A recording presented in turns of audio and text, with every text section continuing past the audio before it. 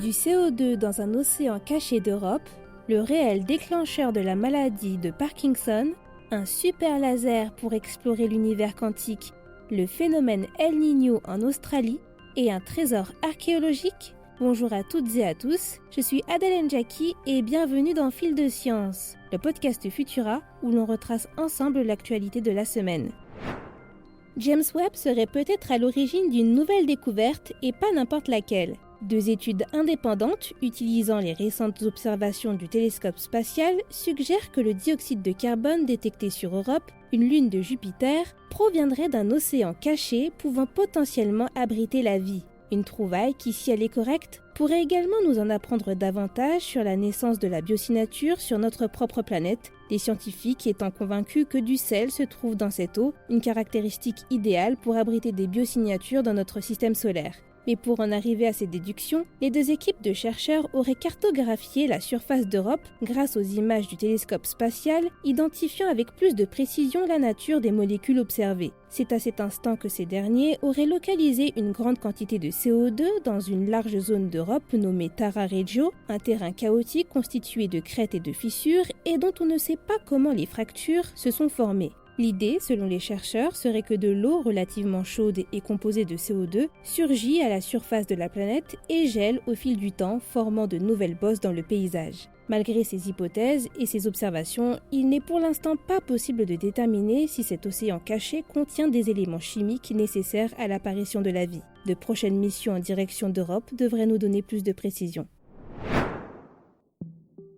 Une étude qui vient d'être publiée remet en question tout ce que l'on pensait sur l'origine de la maladie de Parkinson. D'après des chercheurs de l'université de Northwestern aux États-Unis, ce trouble ne se déclencherait pas par la dégénérescence des neurones, mais plutôt par un dysfonctionnement de leurs synapses, de toutes petites interstices par lesquelles un neurone envoie un signal à un autre. Et plus intéressant encore, ils auraient aussi découvert un dysfonctionnement de ces synapses peu de temps avant la mort neuronale d'une personne atteinte de ce trouble. Une trouvaille qui pourrait totalement bouleverser la prise en charge thérapeutique de cette maladie, affectant 1 à 2% de la population mondiale. Pour en savoir plus sur l'origine de cette neurodégénérescence, les auteurs de cette étude se seraient penchés sur des neurones mésencéphaliques humains atteints de la maladie de Parkinson et auraient alors découvert que les synapses dopaminergiques ne fonctionneraient pas correctement dans différentes formes génétiques de la pathologie. Voilà ce qui pourrait être un énorme pas en avant contre la maladie de Parkinson.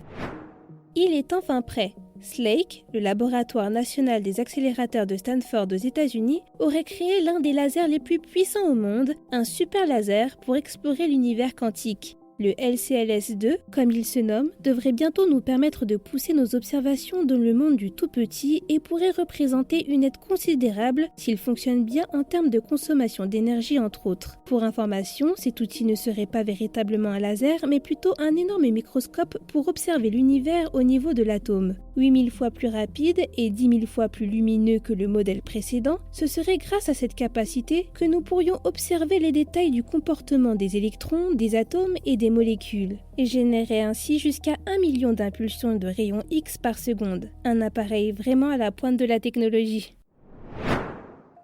Précipitations, températures extrêmes et feux de forêt. Alors que l'hiver touche à sa fin en Australie, l'État situé en Océanie serait déjà en surchauffe. La cause, d'après toutes les agences météo dans le monde, serait un nouveau phénomène El Niño. Situé en océan Pacifique, cet événement climatique pourrait, d'après certaines estimations, impacter l'Australie au moins jusqu'à la fin de l'été de l'hémisphère sud. Une situation inquiétante qui rappelle le contexte dans lequel des mégafeux ont ravagé des hectares de terre il y a 4 ans sur le territoire australien. Depuis quelques jours, l'île connaîtrait une vague de chaleur intense faisant tomber tous les records les uns après les autres. En Nouvelle-Galles du Sud par exemple, le mercure serait monté jusqu'à 22,1 degrés Celsius, faisant connaître au pays sa nuit du mois de septembre le plus chaud jamais enregistré. D'après les climatologues, cet El Niño devrait être très rude en raison de son emplacement dans le centre du Pacifique, ce qui augmenterait le risque de sécheresse sur l'Australie. Mais pour le moment, les experts affirment que la situation n'est pour l'heure pas aussi critique qu'il y a 4 ans. Décidément, le phénomène El Niño n'aura pas dit son dernier mot.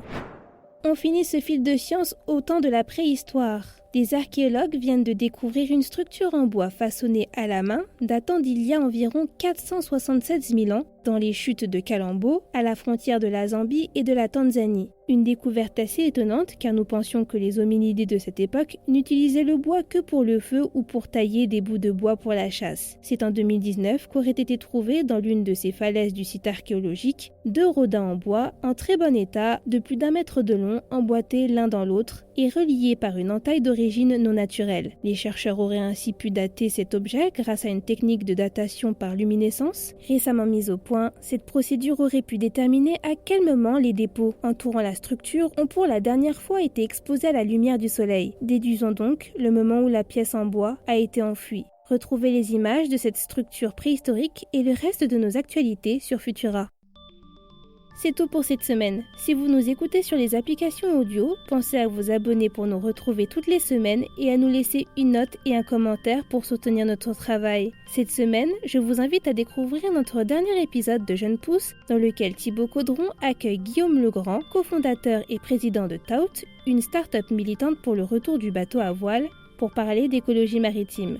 Quant à moi, il ne me reste plus qu'à vous souhaiter un excellent week-end. À la semaine prochaine!